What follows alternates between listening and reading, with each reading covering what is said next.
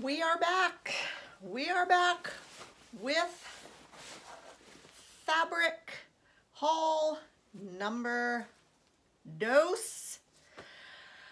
Favorites. Not all of it, only favorites. So, I hope you're doing well on this beautiful Wednesday. Virginia actually has lovely weather today. The sun is shining. It makes me happy. And I'll tell you something else that makes me happy. I cleaned off my dresser. Candace was over the other night and I wanted to show her something. It might have been my wedding dress. I had gotten it out.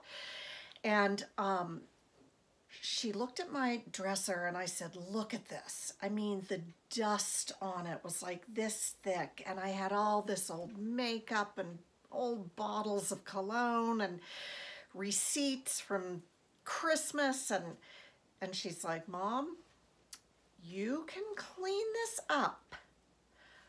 Just do the dresser top. The rest of the room was in a turmoil too because we moved a couch into Brad's office and we had to get everything out of that room and we dumped it all in this room. And I was feeling so overwhelmed. And she said, just do the dresser top, throw out the old makeup, it's not good for you anyway, and you'll feel so much better. So yesterday, I hadn't set out to do it, but I thought I can do it. I heard her voice in my head, just do the dresser top, you can do it. I filled an entire trash can with old makeup and all the odds and ends off my dresser, got out the vacuum cleaner, just vacuumed behind it. I even did the little duster on the back of the dresser, underneath it. Then I got end dust out and shined up the top. And then I put everything back organized and I moved on to my bedside table because it looked so bad next to my nice new dresser. Well, the upshot is I did the mirror, I cleaned the mirror, I took all these old photographs off of it that had been sitting up there and then curling down. And it has given me such a lift. If you have slidden, Brad would say is not a word. If your dresser top has slid into a mess, and it's very easy for that to happen, I recommend that you clean it and do a deep clean and fill up a trash can and put things for donation. I threw out old cologne bottles, but I had some that were new, but I never wear, and so I put them out for donation. I don't know if you can donate stuff like that or not. At any rate, it has made me incredibly happy, and I texted Candace and I said, it's all because of you. So let's get into my fabric. This, I forgot to show you this. This was in with my Metro Textiles order. And this is very, very light. It's almost like a chiffon. It's very beautiful and it has a border print. So I may be holding it upside down, but here is the print over most of it. And then there is the border. So my daughter was here when I opened this up and she said, ooh, can I have it? And I said, yes, you can, because it's perfect with her coloring. So that was a glorious piece of fabric from Metro Textiles. Now we're going to switch over to Mood. Mood had one of their rare sales, and when they unleash a sale, it's nothing like Fabric Mart. It's never going to be 50, 60, 65% off. I believe it was 15 or 20% off, but it was good enough for me to leap. And my first choice was this beautiful sateen cotton with stretch. And it's got these bold stripes and floral bunches. Peonies, I believe these are called. So like a lot of mood fabrics, it's a very interesting print structure, almost like a panel. And I thought I could do something fun with that. So it's got this part running down the center. That is a stretch cotton sateen, and Mood likes to write whole little stories about their fabric. So this one had something to do with mythology and the peonies. All right, next from Mood is a very spring-like print, but it is saved, I believe, from being too precious, if you will, by the dark blotches in there. This is a cotton pique. Pique has texture. Now the back of it is white, and I'll hold it up to see if maybe that texture might come through. I can remember wearing pique dresses when I was little. So I associate it with something dressy. This has a little bit of give to it as well. And a lovely kind of watercolor floral, but I liked the dabs and dots of dark. Trix is up here playing. This one is from Mood, and I just adore the color combination. We have mauve and we have kind of a burnt orange. Also another floral. This, let's see if it has stretch. No. This is more like a cotton lawn. And the colors got me. Had to have that color combo. Here's the print up close. Lots of florals from Mood. Now you might be wondering why I'm showing you this plain pale yellow fabric from Mood. Well, it's pretty, I'll say that. I love pale yellow. It is a thick cotton. It too is a pique and has the texture on it, but this was a sentimental kind of purchase because this fabric hails from Otranto, Italy. And if you might recall, my sweet niece, Julia, was going to be getting married in 2020 in Otranto, Italy. That all had to be shelved because of our ubiquitous pandemic. But when I saw Otranto, I said, that is coming home with me. And it was on sale. It's a beautiful cotton pique. It's plenty opaque. And it was marked way, way down. I think it was about $5 a yard.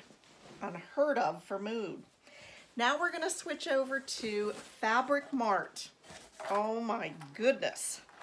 Fabric Mart has stolen my heart. This is a knit. And this came up on one of their dandy sales. You know, they put knit 65% off. And I thought it was really pretty and dramatic. We have black and brown and gray and cream colored flowers. We have a lot of stretch. It's not an ITY, it's a jersey stretch. And I bought a lot of it. What did I get? 3 yards, and it's very wide. It's, well, like most knits. I believe it does not say how wide it is. $3.99 a yard. That was when they had a knit blowout, and this was featured as $3.99 a yard. So, had to place an order that day. At the same time, I got this beautiful Crepe from Fabric Mart. A gorgeous shade of orangey red and dark royal blue. I love the weight of this crepe. It is plenty heavy enough. It does not need a lining. And crepe is always going to have that beautiful movement and the way it falls in these, look at that, It just falls in these beautiful folds. So that is a crepe from Fabric Mart. This next crepe, hey, don't put your claws in there. This next crepe, Colin said it was a no for him. He said, Mom, it looks like a couch. And I said, that's fine. I really do not mind a fair assessment. I love hearing what other people think because fabric, like movies, like books, like music, it's so personal. And what screams out to one person as beautiful might make another person recoil. So he thought this looked like a couch. I do not. This is a crepe. This is lighter weight than the one I just showed you, but it'll work beautifully. You can see it's a little sheer. You can see the window through it. But held up next to me, it's plenty opaque. You are buried in fabric, my friend.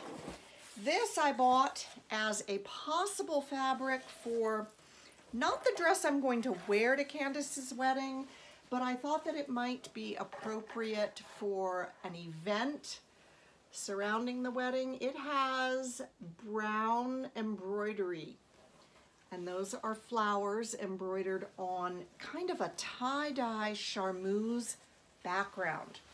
So this fabric has a shiny sheen, as you can see.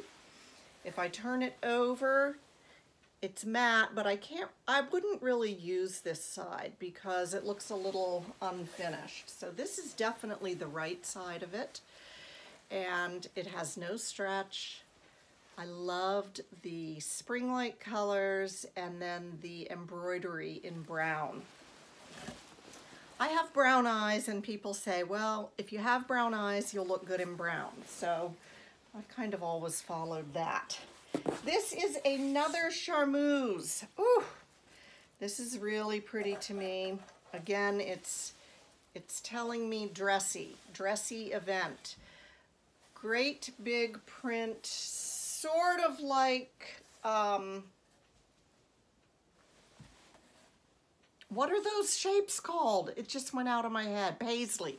Sort of like paisley, but almost like a chandelier print. Is that a thing? No stretch in this charmeuse. Gorgeous shades of purple and pink and a little bit of teal. The back is matte, and I could use the back side with this fabric. The front has a definite pronounced shine to it. And it's just, ooh, it just feels luxurious. Feels a lot like silk, but it's poly, so it can go right into the wash. This is a really pretty rayon challis from Fabric Mart. Got it for peanuts, of course. Now you'll see it's been folded up, and rayon challis wrinkles. That doesn't stop me from loving it. It wrinkles and it frays. However, it is a beautiful fabric. I wear it all year long. In fact, yesterday I wore a twin set that I made out of rayon challis, a long sleeve shirt and then a little jacket. And they're both so lightweight that when I put two of them together, I'm warm enough and I'm never hot. But this is a great fabric for summer dresses, tops, and this was such a pretty color. I love the little circles on it. Not sure what I'm gonna do with it, but that is a rayon challis from Fabric Mart. And now we are at the very end. This is a voile in a large scale print, and of course, I love large scale prints, and voile is 100% cotton. It is extremely lightweight. A lot of people like to line it because it can be sheer. And I think this is gonna make such a pretty dress. This is gonna be a dress. I love it.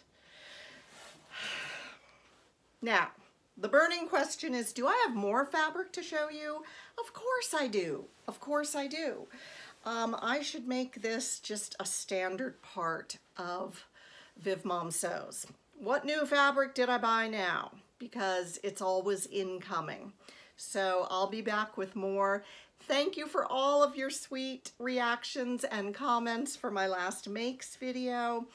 I haven't been too prolific in March. I finally cut out a dress last night, and it's a Vogue kind of a halter dress with a stand-up collar.